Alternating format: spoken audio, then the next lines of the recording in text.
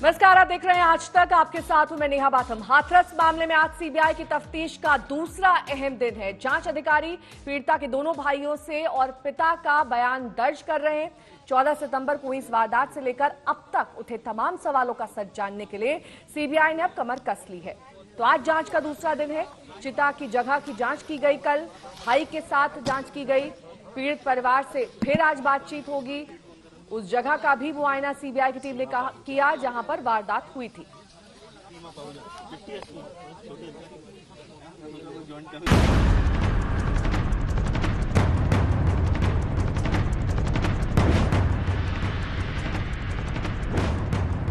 घटनास्थल के बारे में पूछा गया था कि आपकी मम्मी कहाँ पर काट रही थी, आप कहाँ पर थे, और ये जो बहन के साथ जो बलात्कार हुआ है ये किस जगह पर हुआ है, ये पूरे सीन को वहाँ पर रिकॉर्ड करा।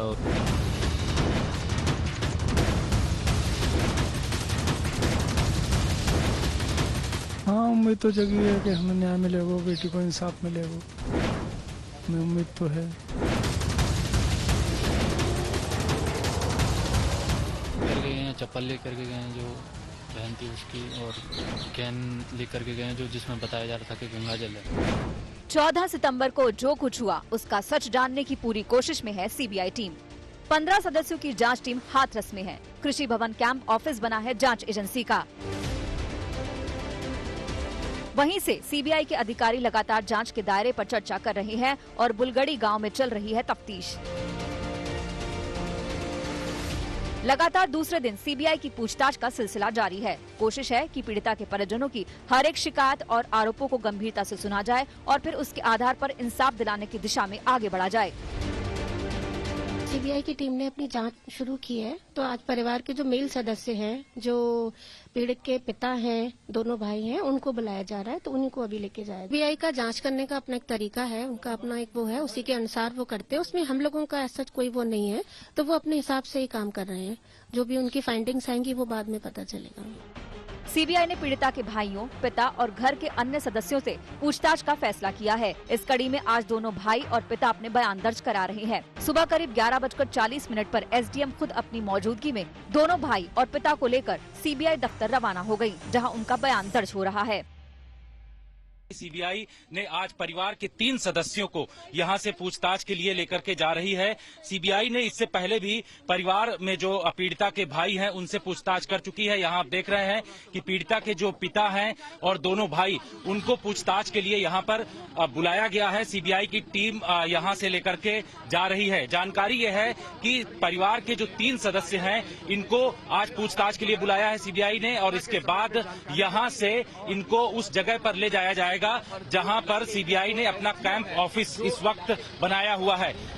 पीड़ित परिवार लगातार इंसाफ की मांग करता रहा है। आरोपियों पर निशाना साधते रहे हैं। यही वजह है कि सीबीआई परिवार के हर एक सदस्य से सवाल जवाब कर रही है, वारदात के दिन की जानकारी ले रही है। मौत के बाद अंतिम संस्कार के विवाद पर भी बयान दर्ज किया जा रहा है। सीन ऑफ क्राइम जहां हुआ उसके बाद फिर आपको जहां पर पीड़िता का शव जलाया गया था वहां पर भी ले गए थे। वहां पर क्या क्या पूछा गया? वहाँ पर पूछा गया कि आपका जो शमशान है ये आपका ही है, किसी और का तो नहीं है।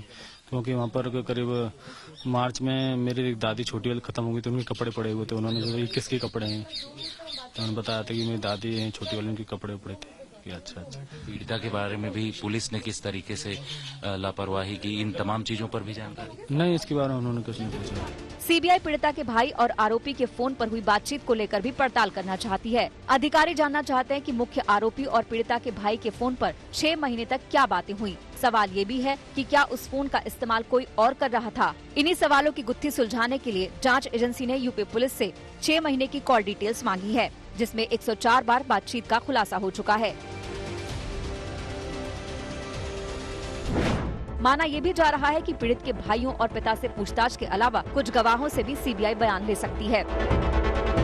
हाथरस से शिवेंद्र श्रीवास्तव और जितेंद्र बहादुर के साथ आज तक ब्यूरो। सीबीआई पीड़िता के 2 भाइयों से इस वक्त भी पूछताछ कर रही है। इससे पहले आज तक संवाददाता जितेंद्र बहादुर सिंह ने उन दोनों भाइयों से खास बातचीत की थी। सुनिए इस बातचीत के अंश। पीड़िता के बड़े भाई इस वक्त हमारे साथ बातचीत करने के लिए मौजूद हैं। कल सीबीआई ने इनसे कई जगहों पर इनको ले गई थी। सीन ऑफ क्राइम वाली जगह पर जहां पर पीड़िता का शव जलाया गया था वहां पर भी लेके गई थी। सीन ऑफ क्राइम वाली जगह पर आपको काफी देर तक सीबीआई की टीम ने वहां पर रखा। क्या आपसे जानकारी हासिल की?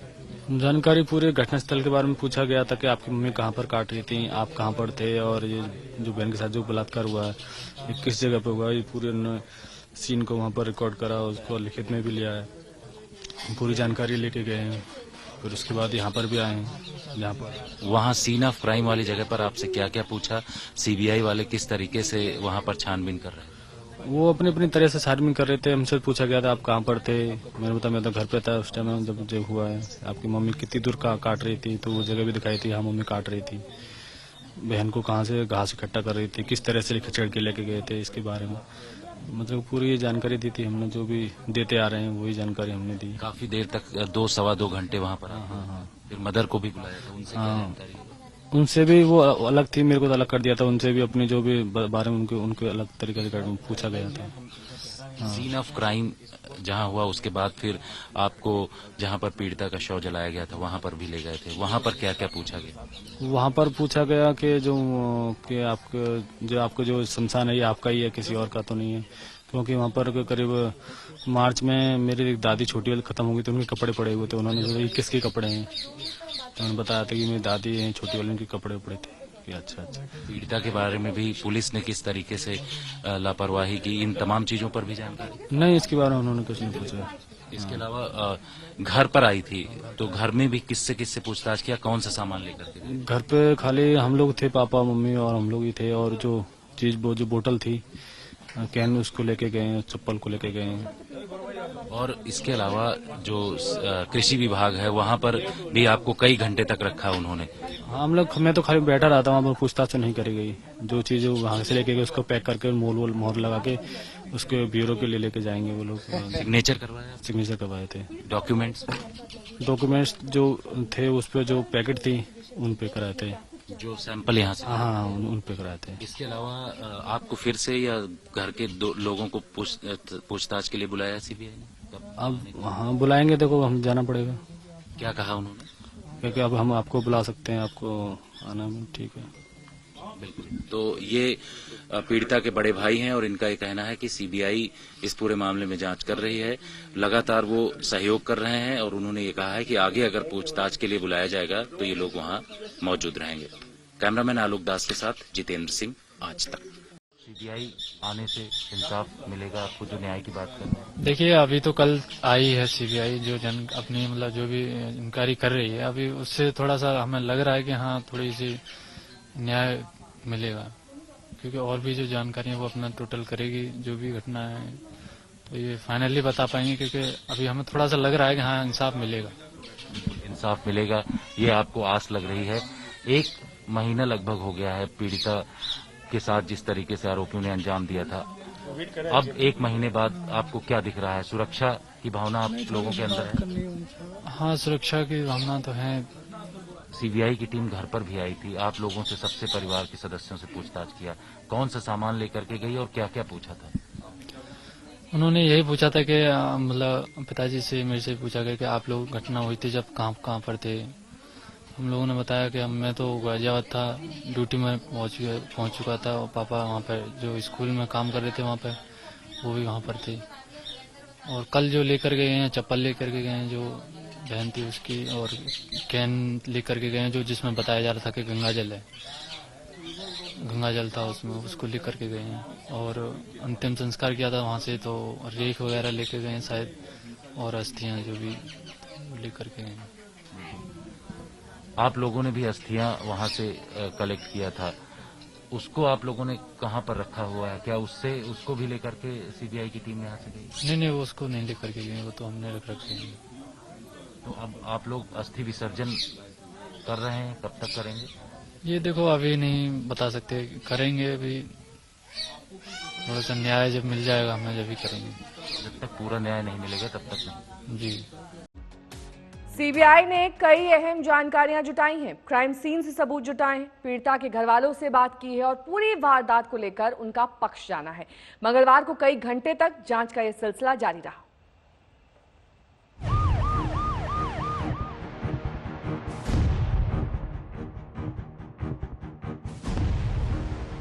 बुलगड़ी में 24 घंटे से ज्यादा का वक्त बीत चुका है। सीबीआई ने हर एक मिनट का इस्तेमाल किया है। 15 सदस्यों की टीम लगातार दौड़ रही है, तफ्तीश कर रही है, साक्ष्य जुटा रही है।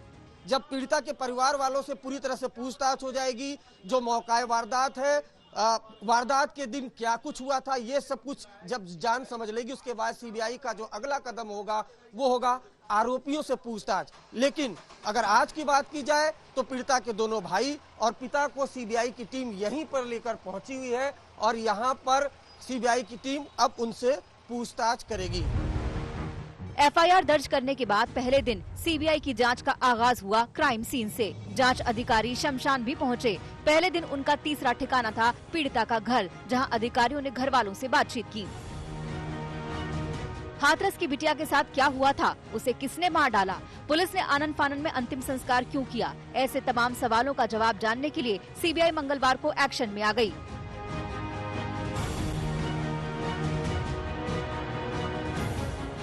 पहले दिन जांच पड़ताल के केंद्र में रहा पीड़िता का भाई। जहां जहां अधिकारी गए, पीड़िता के भाई को अपने साथ ले गए। हर उस जगह पर पीड़िता के भाई से अधिकारी जानकारी जुटाते रहे। क्राइम सीन पर भाई से सवाल जवाब किए तो पीड़िता की मां से भी वारदात वाले दिन की जानकारी जुटाई। पहले दिन की जांच का ये अंत नहीं था। सीबीआई के अधिकारी क्राइम सीन, अंतिम संस्कार वाली जगह और फिर पीड़िता के घर भी गए। घर पर जांच अधिकारियों ने पीड़िता के भाई और अन्य परिजनों से भी जानकारी जुटाई। वहाँ सीन ऑफ क्राइम वाली जगह पर आपसे क्या क्या पूछा, सीबीआई वाले किस तरीके से वहाँ पर छानबीन कर रहे हैं? वो अपनी अपनी तरह से छानबीन कर रहे थे। हमसे पूछा गया था आप कहाँ पर थे, मैंने बताया मैं तो घर पे था उस टाइम जब जो हुआ है। आपकी मम्मी कितनी दूर काट रही थी, तो वो जगह भी दिखाई थी, हाँ मम्मी काट रही थी। सीबीआई ने पीड़िता के एक भाई को दिन भर अपने साथ रखा, क्राइम सीन से लेकर अंतिम संस्कार वाली जगह तक, फिर उसे अपने साथ भी ले गए। हाथरस के कृषि भवन में पीड़िता के भाई को करीब 3 घंटे तक रखा गया। सीबीआई ने रात करीब 8 बजे उसे वापस बुलगड़ी छोड़ा। पीड़िता के भाई की माने तो सीबीआई ने उनसे पूछताछ नहीं की, बल्कि कुछ कागजात पर साइन कराया। सीबीआई ने पहले दिन की जांच के दौरान क्राइम सीन से साक्ष्य जुटाए। अधिकारी मिट्टी, अस्थियां, केन, लकड़ी और चप्पल भी लेकर अपने साथ गए। और कल जो लेकर गए हैं, चप्पल लेकर के गए हैं जो बहन थी उसकी, और कैन लेकर के गए हैं जो जिसमें बताया जा रहा था कि गंगा जल है, गंगा जल था उसमें, उसको लेकर के गए हैं। और अंतिम संस्कार किया था वहाँ से, तो रेख वगैरह लेकर गए हैं शायद, और अस्थियां जो भी लेकर के गए। एक तरफ सीबीआई तमाम अनसुलझे सवालों का जवाब ढूंढ रही है, तो दूसरी तरफ योगी सरकार ने इस पीड़ित परिवार की सुरक्षा को लेकर सुप्रीम कोर्ट में हलफनामा दाखिल किया है। अदालत ने यूपी सरकार से सवाल पूछे थे और जवाब मांगा था। अपने हलफनामे में राज्य सरकार ने कहा है कि पीड़ित परिवार को 3 स्तरीय सुरक्षा मुहैया कराई गई है। गवाहों की सुरक्षा के इंतजाम किए गए हैं। पुलिस और अन्य सुरक्षा कर्मियों को तैनात किया गया है। बुलगड़ी गांव के नाकों और अन्य जगहों पर 8 सीसीटीवी कैमरे लगाए गए हैं। वहीं यूपी सरकार ने गुहार लगाई है कि कोर्ट सीबीआई को समयबद्ध तरीके से जांच पूरी करने के आदेश दे। हाथरस मामले में उत्तर प्रदेश सरकार ने सुप्रीम कोर्ट में हलफनामा दाखिल कर दिया है, जिसमें कोर्ट की ओर से पूछे गए 3 सवालों के जवाब सरकार ने दिए हैं। अव्वल तो उत्तर प्रदेश सरकार ने ये कहा है कि पीड़ित परिवार और गवाहों की सुरक्षा बढ़ा दी गई है। न केवल पुलिस पर्सनल की संख्या के हिसाब से, बल्कि इलेक्ट्रॉनिक सर्विलांस भी किया गया है। गांव के सभी नाकों पर सीसीटीवी कैमरे लगा दिए गए हैं ताकि रिकॉर्डिंग होती रहे। पीड़ित और गवाहों के घरों के आसपास भी सीसीटीवी कैमरे लगा दिए गए हैं। इसके अलावा पुलिस पर्सनल भी बढ़ा दिया गया है। 3 स्तरीय सुरक्षा व्यवस्था की गई है। यूपी सरकार के इस हलफनामे पर सुप्रीम कोर्ट में जल्द सुनवाई होगी। दूसरी ओर इलाहाबाद हाई कोर्ट की लखनऊ बेंच में भी 2 नवंबर को सुनवाई होनी है। दिल्ली से संजय शर्मा, हाथरस से अजय सिंगल और जितेंद्र बहादुर के साथ आज तक ब्यूरो। हाथरस कांड में अलग अलग तरह की थ्योरीज आई, उन पर कई सवाल उठे। सवाल ये भी उठा कि पीड़ित परिवार के मोबाइल से आरोपी के मोबाइल पर फोन कौन करता था। साथ ही गिरफ्तार आरोपियों का परिवार लगातार ये कह रहा है कि गिरफ्तार आरोपी निर्दोष है।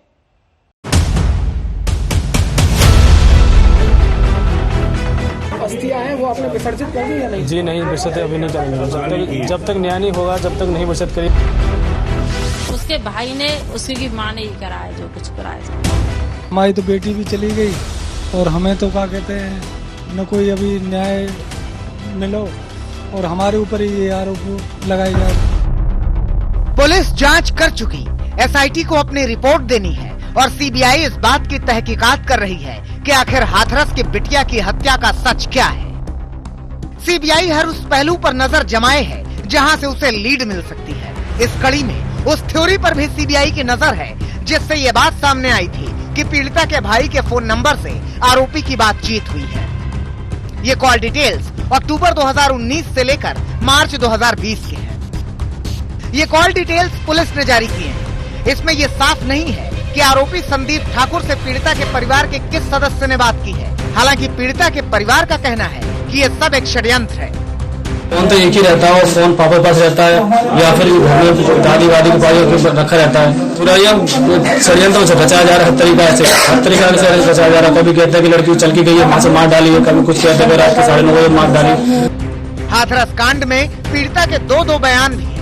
14 सितंबर को पीड़िता ने गैंगरेप की बात नहीं कही थी, जबकि 22 सितंबर के बयान में आरोपियों के नाम भी लिए और गैंगरेप की बात भी कही। किसने मारा आपको? हाँ? किसने? और किस बात को लेकर? कोई बात नहीं, फिर अब मैं ले रही थी तो वो ले गया मुझे और गला दबा दिया।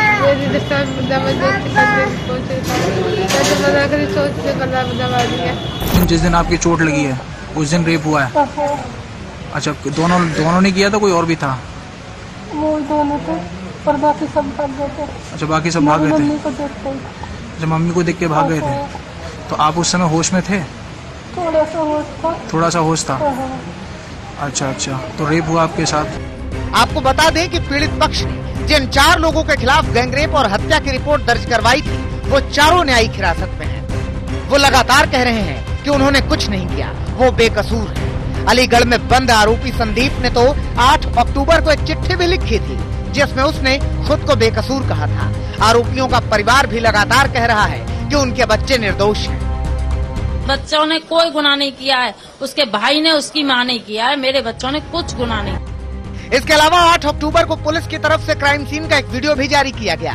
इस वीडियो में 4 हंसिया दिख रही हैं, चप्पल और दूसरा सामान भी है। पुलिस का कहना है कि ये वीडियो वारदात के दिन यानी 14 सितंबर का है और वारदात के कुछ देर बाद का है। सीबीआई की नजर इस वीडियो पर भी जरूर है। अब हाथरस हत्याकांड के सच का इंतजार है ताकि इंसाफ हो सके। राजेश सिंघल के साथ जितेंद्र बहादुर सिंह, हाथरस, आज तक। सीबीआई हाथरस कांड में गैंगरेप और हत्या के एंगल से जांच कर रही है, तो वहीं ईडी हाथरस की आड़ में दंगा करवाने की साजिश की पड़ताल कर रही है। यूपी पुलिस ने विदेशी फंडिंग से हिंसा फैलाने की साजिश के आरोप में पीएफआई के 4 आरोपियों को गिरफ्तार किया था। हाथरस में हिंसा फैलाने की साजिश थी, विदेशी फंडिंग से खून खराबे का प्लान था। पीएफआई की दंगे वाली साजिश का सच क्या है?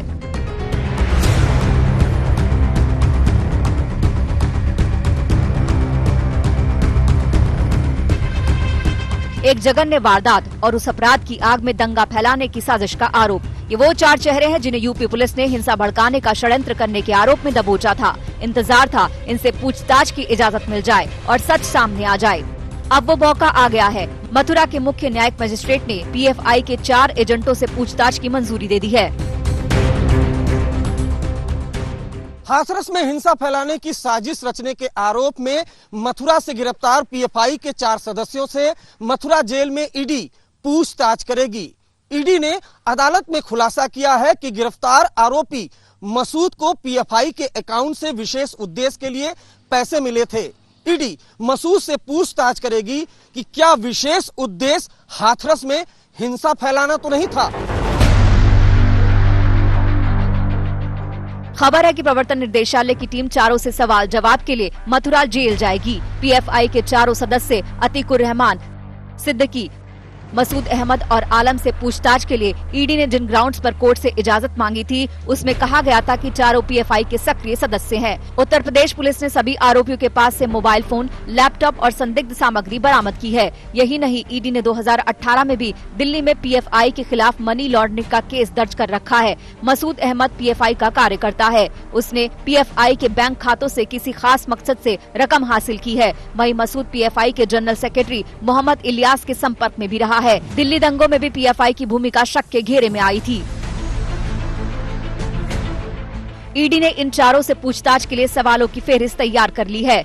हाथरस से लेकर दिल्ली दंगे तक चारों का सख्त सवालों से सामना किया जाएगा। आज तक को मिली जानकारी के मुताबिक चारों से पूछा जाएगा पीएफआई को किस मकसद से पैसे मिले, इलियास से क्या बात होती थी, इलियास के दंगा कनेक्शन के बारे में क्या पता है, दिल्ली दंगे में कोई भूमिका थी, हाथरस किस लिए जा रहे थे। कि मसूद दिल्ली में बैठे पीएफआई के सदस्य मोहम्मद इलियास से लगातार कांटेक्ट में था। मोहम्मद इलियास दिल्ली दंगों में गिरफ्तार हो चुका है, फिलहाल जमानत पर है। मसूद से ईडी पूछताछ करेगी कि कहीं मोहम्मद इलियास के कहने पर ही अपने साथियों के साथ वो हाथरस तो नहीं जा रहा था। जांच एजेंसियों ने अभी तक खुलासा नहीं किया है कि पीएफआई को कितनी रकम मिली है, लेकिन इतना तो तय है कि ये छोटी मोटी रकम नहीं और ना ही छोटी साजिश है। अरविंद ओझा के साथ आज तक ब्यूरो।